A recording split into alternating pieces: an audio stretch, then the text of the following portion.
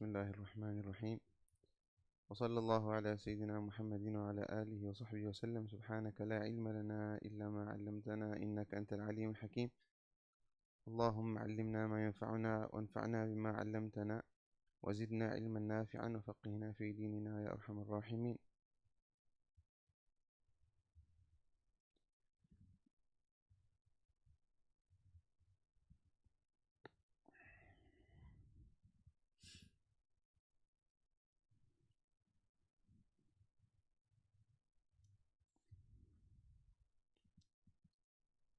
Alhamdulillah, our last discussion last week, we shared some of the benefits for a student of Deen to assist him with understanding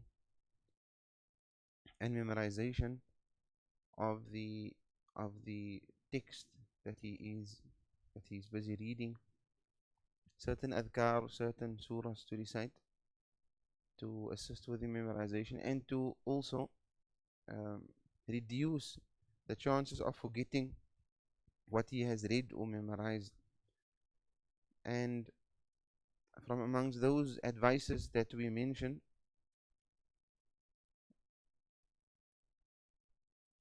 was the recitation of the name of Allah Ta'ala Al-Mubdi Al-Khaliq 100 times every day, by the person saying Ya Mubdi or Ya Khaliq 100 times. And we've received many questions from brothers and sisters with regards to the benefits, and most of the benefits that were mentioned were from the book itself.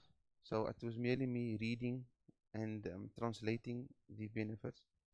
So, and they wanted to know how they could get access to it, or how they could get get a copy of it. So it is in the book. However, what we'll do is, inshallah, we'll take some screenshots of the pages, and we will upload it onto the Tanweer page for those who wants to have them for the records and want to go over them, inshallah. And generally, my approach since the beginning, what I've tried to do in this book was to read as much as possible and to limit my comment on the book, because of the text being very clear and doesn't require much comment, in order for us so we can cover as much as possible, as opposed to spending maybe one entire class just with a passage or two.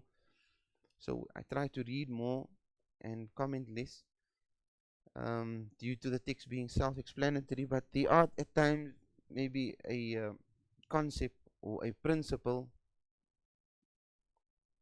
or a specific theory that I would like to emphasize and focus on, and that's when I would usually spend maybe some time just clarifying it or sharing some of my thoughts on the point. But otherwise, generally, it would be primarily me reading the text and translating. So this is still a continuation of the benefits for a student of Deen, or some of the benefits of adhkar and du'as that a student of Deen would find beneficial. And one of those benefits are the benefit that is narrated by Al-Habib Ahmad bin Hassan Al-Attas, Nafa'allahu bihi, when he narrates. And we said Al-Habib Ahmad bin Hassan Al-Attas was a great scholar. He's from the Attas family, and he studied under many scholars. From them are the great Shaykh Shatta from the lands of Hijaz and the Mufti at the time. And he has a very beautiful book called Tadhkirun Nas, the reminder of people, or people. Well, it is compiled. It's compiled by one of his muhibbin and family. We they compiled all his some of his kalam rather من كلام الحبيب أحمد بن حسن العطاس. We speaks about some of the asrar, some of the secrets, or some of his thoughts that he shared, some of his, they call it anfas. Anfas would be like a nafas would be a breath. Nafas would be a breath, and I think we explained this in the past already. A nafas would be a breath. Anfas would be the plural of breath. So breaths. But what it really means is like when the person says anfas, it would mean like his thoughts, his some of his wisdoms, some of his hikam, some of his aphorisms, and it is also uh, it's like a release. When a wali of Allah Ta'ala releases um, when he releases uh, uh, some of his uh, um, some of his knowledge, many of it which is generally many of it which is sometimes knowledge that is received ilmun ladunni or ilmun wahbi, which is divine knowledge by Allah subhanahu wa ta'ala, then it's as if he vents. And this vent that the wali has, it can happen anytime. Happen on a journey, it can happen in a majlis, it can happen in a private setting, it can happen in a but he just has this moments where he vents, and at that time then the students would document it, and then they would compile a book, and they would call it the anfas of this person, like the breaths of this person, but it's actually what his vents or certain things that he shares at a specific time when he experiences a certain hal. And otherwise, generally, it would also contain in his kalam some of his words that he said maybe during the class, but not his general statements. It would be more khas statements that the person, the wali of Allah, would share. So Al-Habib Ahmad bin Hassan Attas narrates, and he says, Yurwa, it's narrated that a man came to the Prophet sallallahu alaihi wasallam and he said, Ya Rasulallah, inni kathirun nisyan, fa'allimni shay'a. Ik is baie vergieterig. I forget very quick. So teach me something, Ya Rasulullah. Teach me something that I can say that could assist me with my forgetfulness. Then Rasulullah sallallahu alayhi wasallam told him, قل عند كل يوم, say every day, اللهم اجعل نفسي مطمئنة تؤمن بلقائك وتقنع بعطائك وترضى بقضائك. Oh Allah, grant me a contented soul, one that believes in your day, in the day of meeting you, and one that is content with what you have granted it, and one that is pleased with your predestination.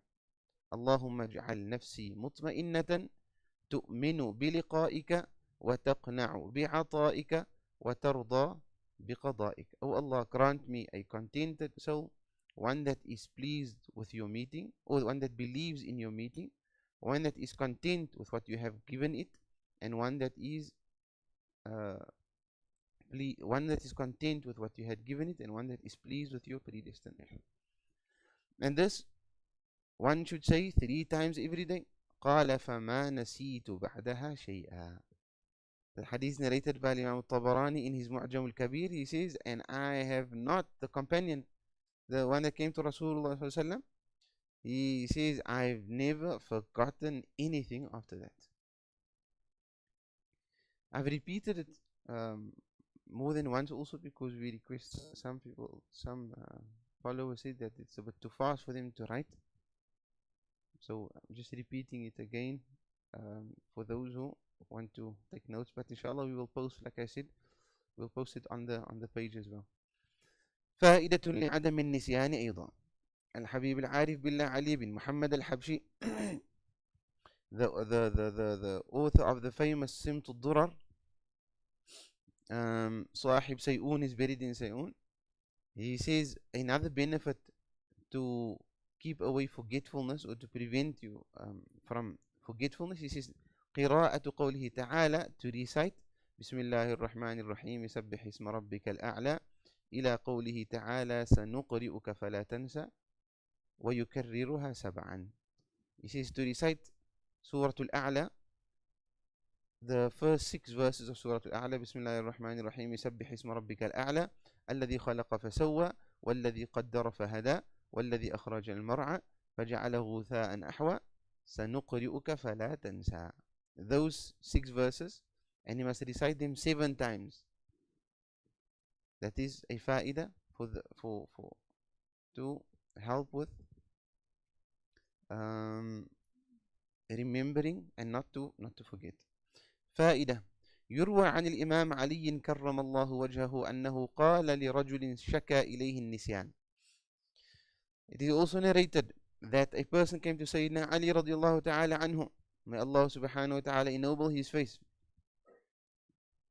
and you would see that this karram Allahu wajhahu, it is a title that is very, very specific to Sayyidina Ali radiallahu ta'ala anhu. And where many of the other Sahaba, they would just say radiallahu ta'ala anhu, but if Sayyidina Ali, they would say radiallahu anhu wa karram Allahu wajha, or they would just say karram Allahu wajha, may Allah ennoble his face. And the reason for this being is that the scholars have many aqwal of it. Why it is karram Allahu wajha? It is because it's narrated annahu lam yasjud li sanamin qat. He's never ever made sujood for an idol in his life. Even before he accepted Islam, lam yasjud li sanamin qat. Another narration is ma nadhara ila awratihi qat. He's never ever looked at his own private parts. He's never ever looked at his own private parts. Karram Allahu wajhahu. And there are many other views as well. So a man came to him and he said, he complained about forgetting, his forgetfulness. So he said, alayka bil luban. Alayka bil luban. Alayka, that Imam al-Haddad, if you read the book of assistance, of Imam al-Haddad, and Imam al-Haddad said, wa alayka ya akhi. Wa alayka ya akhi. Ya akhi is my brother. Alayka, what's the meaning of alayka? Huh? Upon you. Is that how it's translated? For you. How is it translated? Upon you. Is that how it's translated in okay. Upon you. No, but how is it translated in the Risala? In the Risala al-Ma'una? Akid. Just double check. Hey? Isn't it? I would assume like it would be translated you must. Just double. Does someone have a translation of the book of assistance? You must, oh brother. Wa alayka ya akhi. Now the literal translation, alayka, upon you. Yeah. You have the book of assistance there with you. You make a circle here. You can open any chapter. You must, oh beloved brother, no? Wa alayka, that's what I mean. So the literal translation is, yes, alaykum, upon you, alayka, upon you all, or alayka, upon you, one person, alaykuma, upon the two of you. But wa alayka, when Imam al-Haddad says wa alayka, he says you must. It almost like wa alayka is, you read into it, wajibun alayka. It's necessary for you or upon you. And so you must, oh brother. So here he says, alayka bil luban. So what does it mean? Upon you luban? No. It means it is necessary that you need to use luban. فإنه يشجع القلب ويذهب النسيان, because it strengthens the heart and it takes away forgetfulness. ويذكر عن ابن عباس رضي الله عنهما أنه شربه مع السكر على الريق أن شربه مع السكر على الريق جيد للبول والنسيان. That drinking, Ibn Abbas, it is narrated that he say that drinking the luban in the morning with a little bit of sugar, it is good, obviously in water, it is good for the urinary tract and for forgetfulness.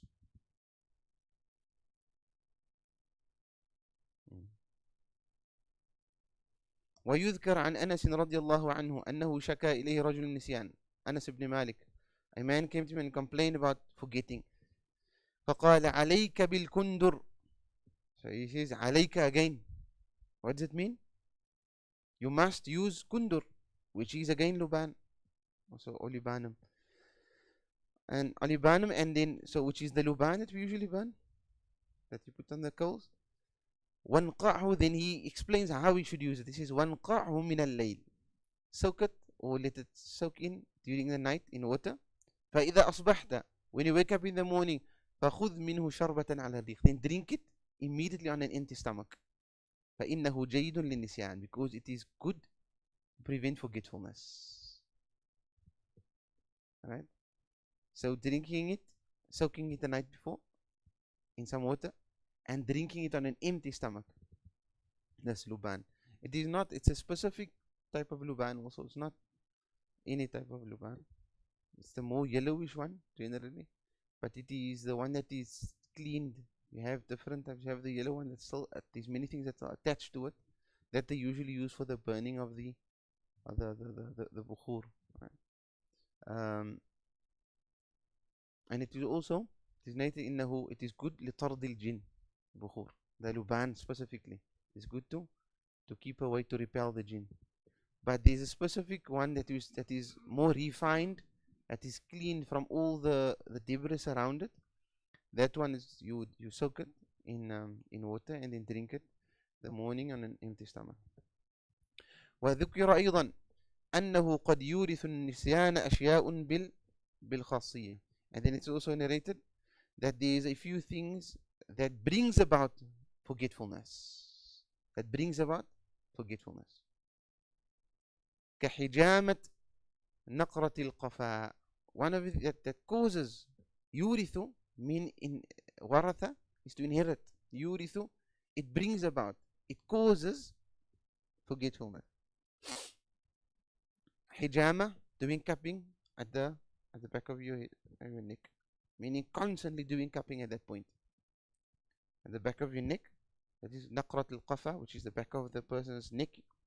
The doing cupping constantly at that spot can cause forgetfulness. وإدمان أكل الكسفرة الرطبة, and constantly or eating a lot of green. Kusbara is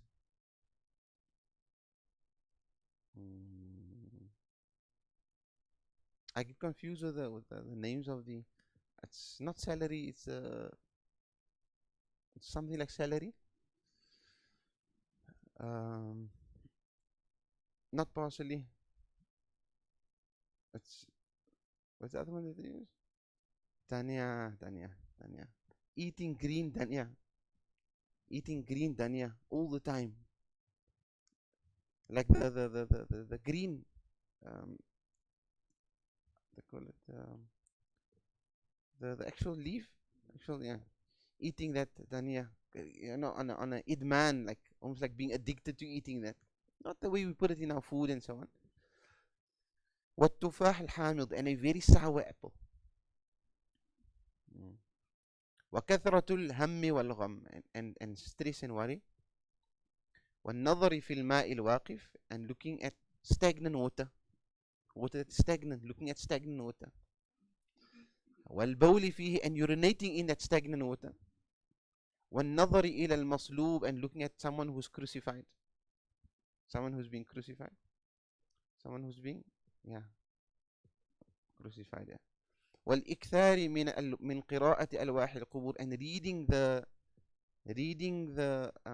I don't know what they call it in the headstones of the graves, the tombstones, reading the tombstones of the qubur, reading all the tombstones all the time. And so you, every single you walk past, you read it. والمشي بين جملين مقطورين, and walking between two camels that are loaded. وإلقاء القمل بالحياة, and taking a flea. What's the difference between a lice and a flea? Oh, lice is in the head, no? No, the flea. taking a flea and throwing it without killing it, taking a flea alive and just throwing it. وأكل سؤر الفأر, and eating that which the mouse had licked on or bit on, the saliva of the mouse touched. أكل سؤر الفأر. And these وأكثر هذا معروف بالتجربة. This is not a hadith or like, this is just تجربة مجربات. Like with people tried and tested, scholars, and then they said this is من المجربات. These are from the tested things. نعم. وعن ابن شهاب, and this is one of the tabi'is from Medina. He كان يكره أكل التفاح وسؤر سؤر الفأر. He used to dislike eating the apples, referring to obviously that hamid, that almost like an unripe sour apples. وسؤر الفأر, and where the mouse had eaten on because of the saliva of the mouse. ويقول, and he says إنه ينسي, it brings about forgetfulness, it causes forgetfulness. وكان يشرب العسل ويقول إنه يذكي. He used to drink honey and he say معك يسلم, makes you wise, drinking of honey. فائدة, قال سيدنا الحبيب علي بن عبد الرحمن المشهور, حبيب علي بن عبد الرحمن المشهور, may Allah allow us to benefit from him, said إن شحمة الغراب من رأس الغنم تورث العلم لمن أكلها, وكان رضي الله عنه يحبها ويأكلها نية وقد يأمر بشيها على النار.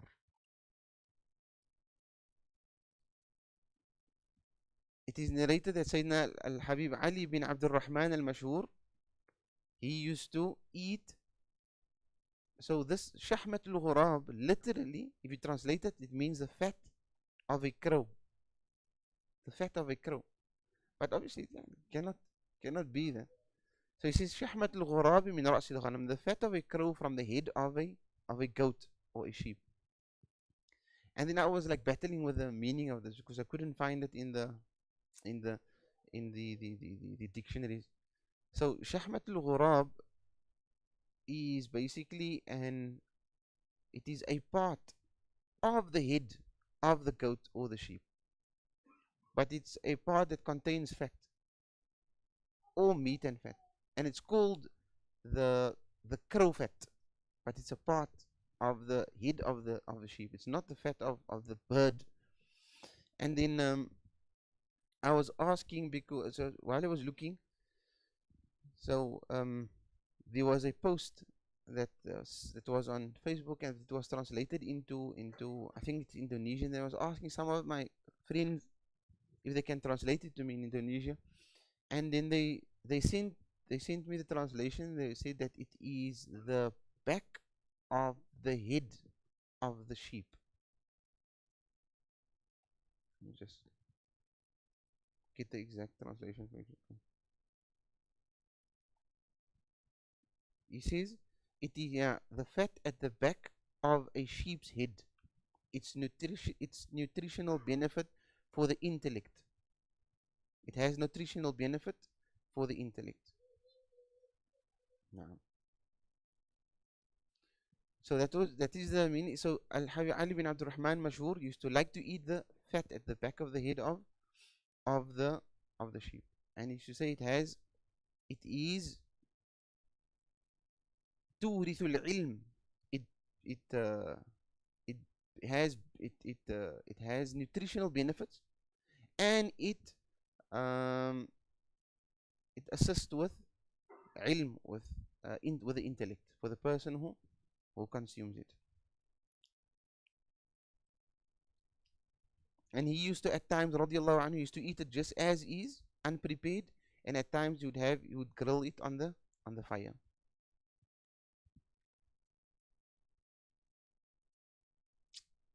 And it's not a strange thing. Like here for us is very strange. You say a head of a sheep. Like it's not strange when the Arabs to eat the head of a sheep. When we were in Makkah once, I was still much younger, and then we went to one of the homes, and they slaughtered a whole sheep. They like prepared a whole sheep, But from that whole sheep, they didn't give us any meat, they gave us the head of the sheep. And they like, so I'm like, can rather give us the, geef ons je vlees, geef ons je kop van die skaap. But then, like they were saying, no, that is if you like really want to honor the person, if you want to like treat your guest, you give them the head of the sheep. Uh-huh.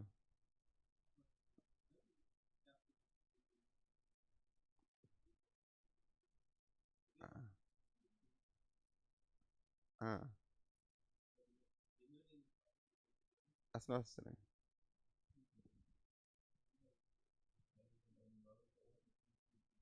Right? Like, yeah. But I mean, like in our ada, maybe the older, I don't know if the older people used to would eat the skaapkop. Hey? Mm. You eat the eyes as well. No, so they eat everything. They break it open. They break it open. They take the eyes out. Yeah, I saw a video already. We one of the ulama. How he take that his fingers in the eyes and take the eye out. They eat it. Yeah. Yeah. So they eat almost everything from it. Just about everything except the bones, obviously. والله طاير. تفضل. تفضل. تفضل. تفضل.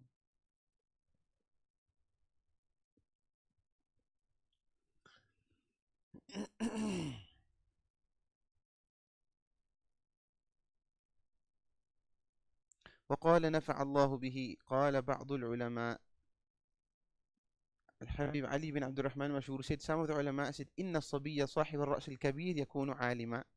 He says a boy that has a big head will become alim. يعني الرأس الكبير could be understood literally or figuratively. But generally, if you say a boy who has a big head, like a little bigger than normal, I mean, he's the traits of, he has the qualities of, like, you know, it's not strange when you used to see someone with big hands. You say, you know, this guy's got hands to be a carpenter. Huh? Big hands, the carpenter. Why? Because you use your hands most of the time for carpentry. And when it comes to ilm, it is primarily a person's aql. So you have a big aql, then it is a good sign for a person to become alim. Like these days, they say if you have ugly handwriting, you must become a doctor, right? وقال نفع الله بي. And he said إن الصبي إذا حلق رأسه يوم الربوع 40 أربعاء متوالية من بعد الولادة يكون عالما. He says if you shave the head of the child 40 Wednesdays, every Wednesday for 40 Wednesdays consecutively after his birth. So every Wednesday for 40 Wednesdays or for 40 weeks, you every Wednesday you shave his head, then this boy will become a alim. Meaning, obviously, if you do it with that intention, you shave the boy's head with the intention that you're doing 40 Wednesdays every Wednesday, for with the intention that he becomes a alim. فائدة عن الإمام علي كرم الله وجهه قال ثلاث يزدن في الحفظ ويذهبن البلغم. Three things that increases the memory, that strengthens the memory, and it keeps away balgham, and it keeps away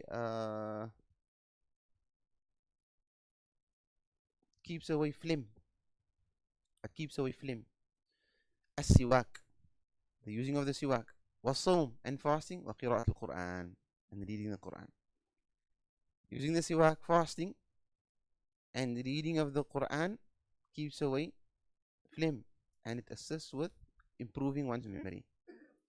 وقال بعضهم أكل 21 زبيبة حمراء في كل يوم على الريق يورث الحفظ ويشفي كثيرا من أمراض الأسقام. Eating 21 red raisins. Eating 21 red raisins every day on an empty stomach increases the memory, and it assists with many other sicknesses. وكل ما يقلل البلغم والرطوبات. This is عن بعضهم, some of the scholars said وكل ما يقلل البلغم والرطوبات يزيد في الحفظ. Whatever increases your phlegm, and rutuba is moist. What do they say? You know, you have different temperaments. Like you have a dry and you have a dry and wet temperament. You know, there's some of the alternative the healers these days, they say that you have different. Yeah, they say. Huh, Johnny? Hot and cold, no? Hot and cold. Cold would be like wet, or what? Or would hot be wet? Cold. Is now because of the coat is underneath it. anyone anyone here have some tip background? No one? Cold.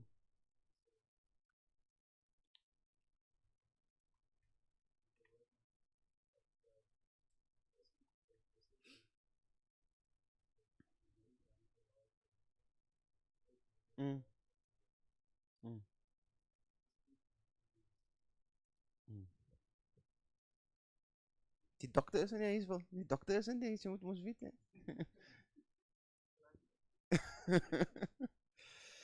So he says كل ما يقلل البلغم, and if you look at the um, like in the past of the books, generally they will speak a lot about الجفاف والرطوبة والسخونة الحرارة. They speak about heat. They will speak about wet, moist type of temperaments and dry temperaments. So I don't know, you know, today if that's equivalent to your hot. What did you say? Your hot and your cold, hot and cold type of temperament for those. But they call it temperaments, no?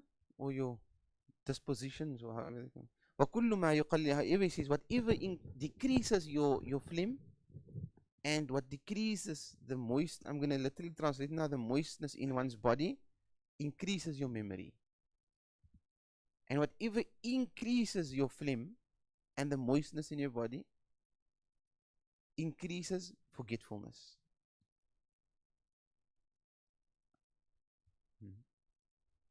And he says وكثرة البلغم من شرب الماء, and lots of phlegm is because of drinking a lot of water. Strange, they say, don't they say to get rid of your phlegm you must drink more water? No.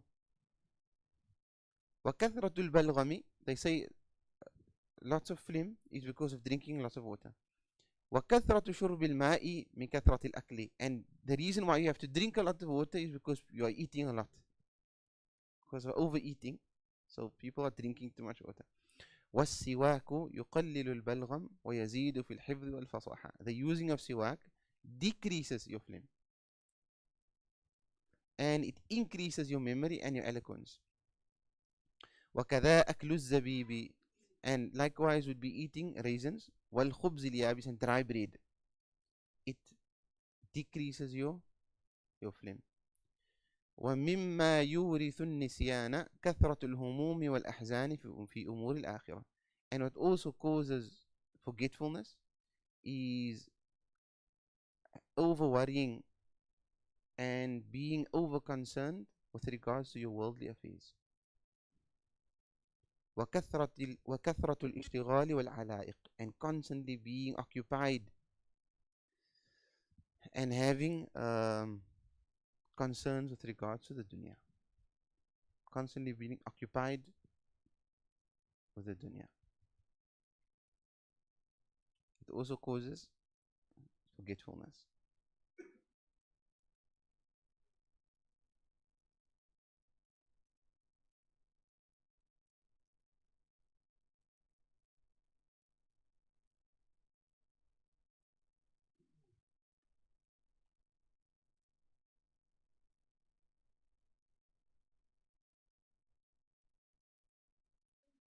So, meaning if the person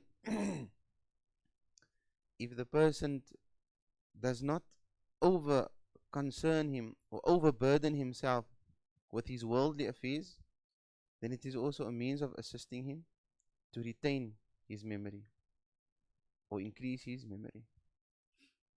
Imam al-Haddad says, لا يكثر همك ما قدر يكون.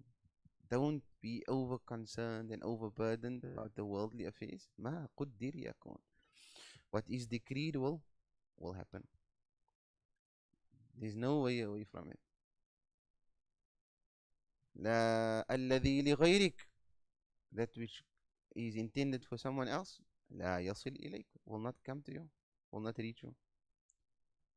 الذي لغيرك لا يصل إليك, that which is meant for someone else will never come to you.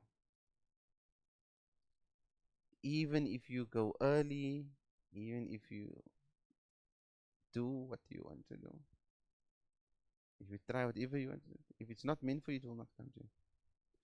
Saying, yo, as ek maar net so gemaak het. Oh, if I just did so, and I would have gotten it. I should have just told the person this. I should have just changed my submission. I should have just made it like this. Will never reach you. And why this is important is because sometimes people they resort to unethical means to solicit sustenance. And the reason why is to secure it. They think that by using the unethical means, they will get it. And yet, despite them doing it, لا يصل إليك, it will not reach you. And if it reaches you through unethical means, then it is haram. Everything that leads to haram is haram. So if it is solicited through unethical, unlawful means, then it becomes haram. Means that sustenance now that you have earned, that you've acquired, it becomes haram. What is the cure? لا يكثر همك ما قدر يكون. You submit what is within your means, which is jaiz, it is permissible, which is halal, and after that leave it up to Allah. الذي لغيرك لا يصل إليك. If it is not meant for you, it's not going to come to you. It's never going to come to you. And if one could go even to a point say, even if you do not submit it, if it's meant for you, it's going to come to you. But it's not obviously different, because Imam al-Ghazali in his Minhaj al-Abidin, he distinguishes between the different types of sustenance you get. And he says there is a type of sustenance which is known as al-rizq, al-daruri, necessary sustenance. Necessary sustenance. That is sustenance that every single human being has. Allah has decreed for it, for such a person. Whether he makes effort, whether he doesn't make effort, whether he goes out, if he just sits in his home and he does nothing, necessary sustenance will come to him. Whether it is through his neighbor or through his friend, or say, vrou wat gaat weg. Necessary sustenance. And then he says, even if you were to be in a locked, he says, waqil, and it is said, what about if you lock yourself up in four walls, between four walls, and there's no access to you? There's no access to you. No one can get to you. There's no way in, there's no way out. How does your sustenance come to you? There's no way in, there's no way out. You locked in four walls. They bolt the door closed, and there's no way sustenance can reach you. But Allah Ta'ala still has وَمَا مِن دَابَّةٍ فِي الْأَرْضِ إِلَّا عَلَى اللَّهِ رِزْقُهَا. Allah decreed for that person, say he's going to live 50 years. They lock him up at the age of 40 or 45. He's got 5 years to live. How is the sustenance going to reach him? And Imam al-Ghazali says, in the same way death comes to him, so will his sustenance come to him.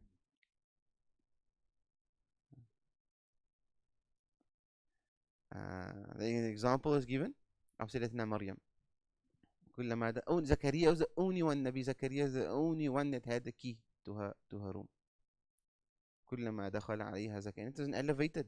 Now they built the stairs up and then you go up and you see the place. كلما دخل عليها زكريا يحرب. The only one that could go had the key is Nabi Zakaria.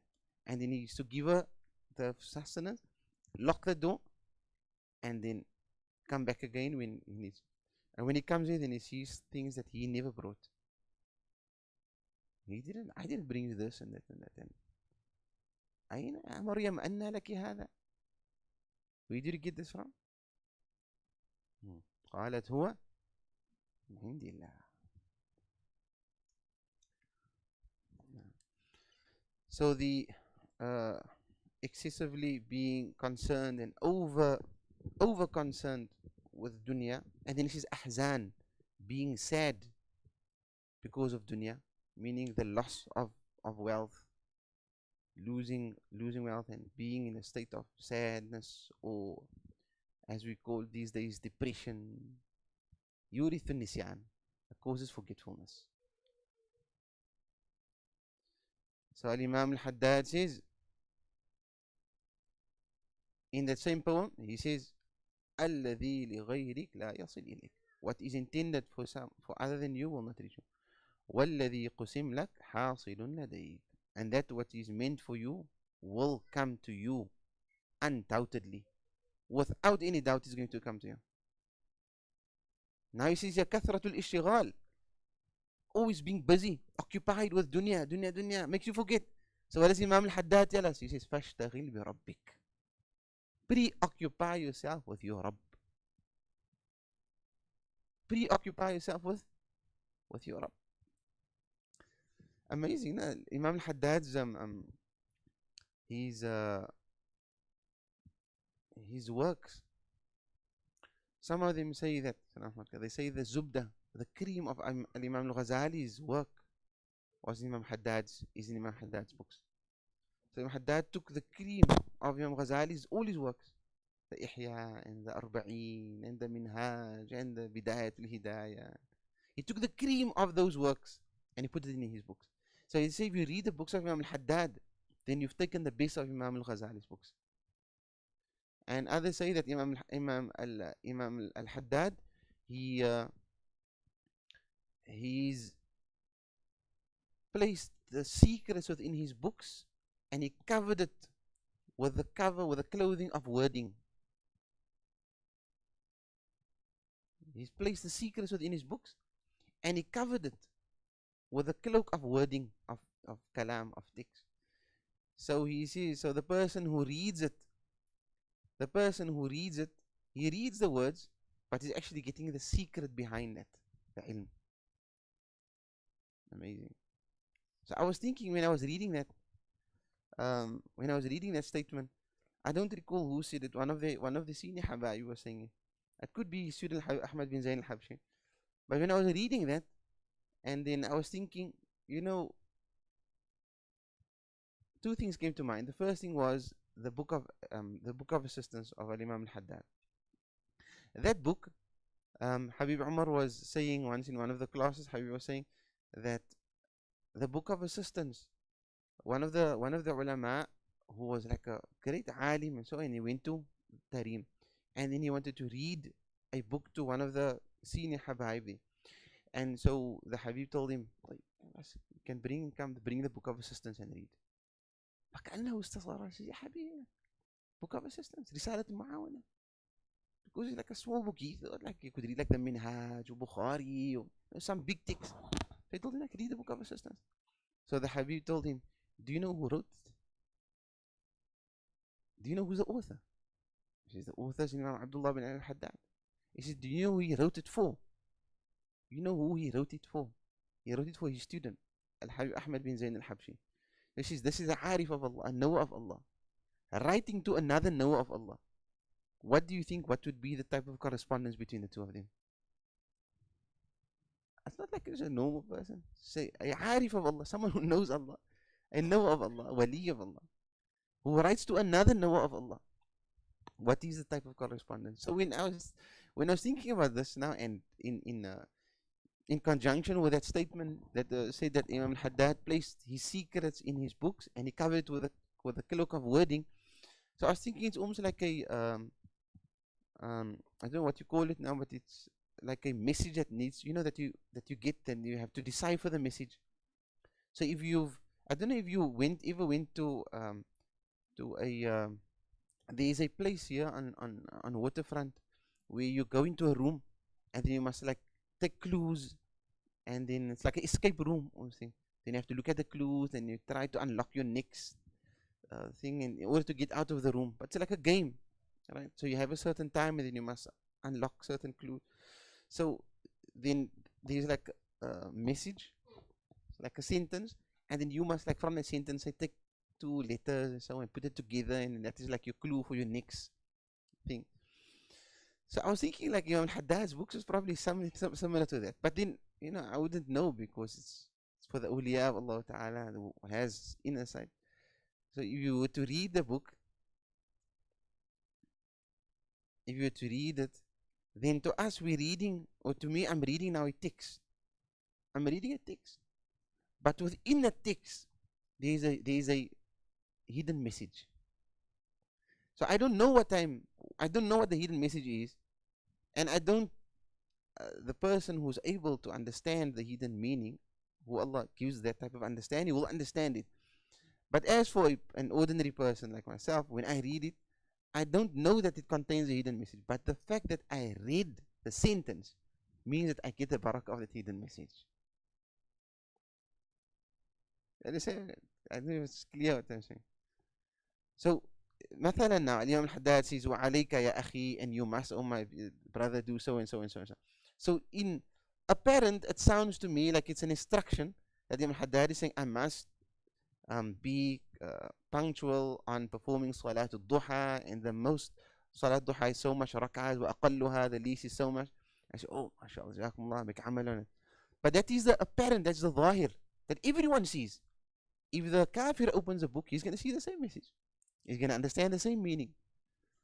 But the people of Allah, the awliya of Allah, when they read it, within that there is a message that not everyone sees. But the fact that even if I have not understood that from the meaning, the fact that I'm able to read the apparent meaning automatically gives me the secrets and the hidden meaning behind it.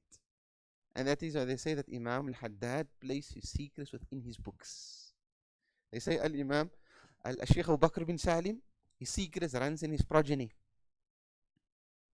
Shaykh Abu Bakr bin Salim, his secrets runs in his progeny. Al-Imam al-Ghazali, his secrets are in his books. And Al-Imam al-Haddad, the secrets are in his progeny and his books. And Imam al-Haddad himself, he said that if someone, he said, Imam al-Haddad said, I've taken all my books, and I've placed every single secret of my book in my diwan. The diwan, which is the poems of Imam al-Haddad. He has a book called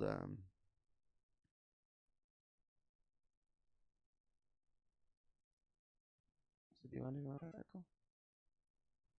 as well. It's a name for it. الدر المنظوم لذوي العقول والفهوم. The well-shaped pearl for the people of intellect and understanding. That's the name of the book. It's a diwan. It's a book with poems of all Imam Haddad's poems. He says we've placed most of our secrets within the diwan.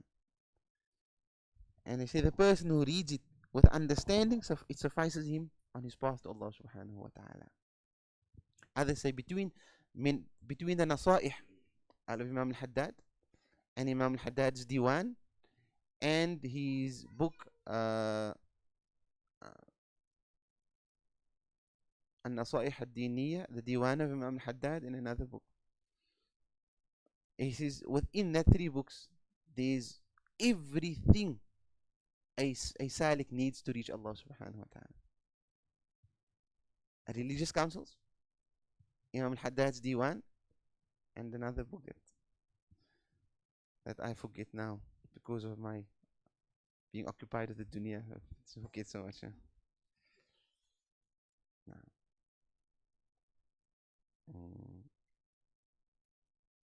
It's not the book of assistance. It was another book.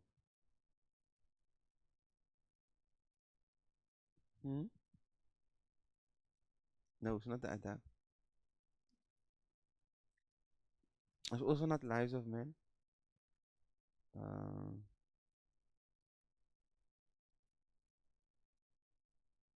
اللهم صل على سيدنا محمد.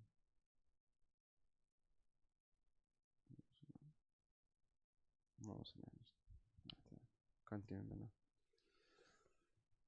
May Allah subhanahu wa ta'ala grant us the benefit of the ilm and grant us beneficial knowledge, Ya Arhamar Rahimin. And the next chapter that we will be reading next week, inshallah, إن كان من العمر بقية, if there's a remainder to our life, and it will be beneficial knowledge and some of the advices with regards to what is beneficial knowledge. And then the chapter to follow, the author of the book, Haib ibn Sumait, will be speaking about some of the books, the benefits of the books of the Salaf, which I find to be a very important discussion as well. The books of the pious predecessors and the benefit they are. And then he goes into some books that is recommended to read and other books that is not recommended to read. Inshallah, get to that. Sallallahu ala Sayyidina Muhammadin wa ala alihi wa sahbihi wa sallam. Are there any questions?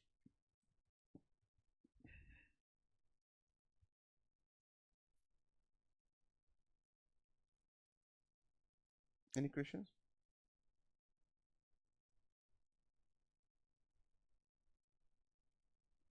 No questions? Subhanallah bihamdi, subhanakallah bihamdi. أشهد أن لا إله إلا أنت أستغفرك ونتوب إليك. فاتح القول وتمام كل سلام جاء سيدنا رسول أن الله من علينا بصالح لنا وصلنا. يبارك لنا في اجتماعاتنا، يبارك لنا في طلابنا، يبارك لنا في أحبابنا، ويبارك لنا في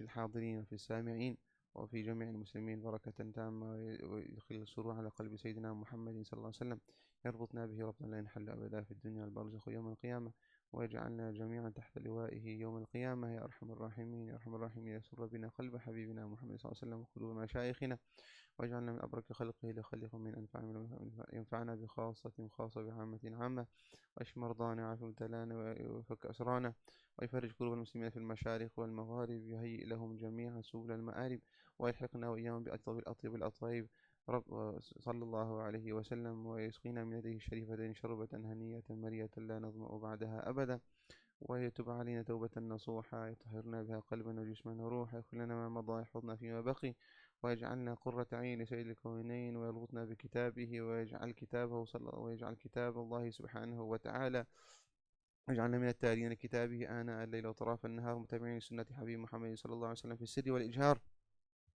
على هذه النوايا، وعلى كل نية صالحة جامعة، وعلى ما نوى سلفنا الصالح، وعلى ما نوى سيد الحبيب سر الفاتحة، وإلى حضرة النبي.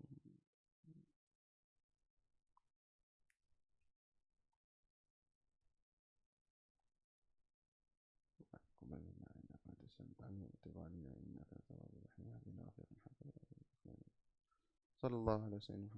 الحمد لله رب العالمين.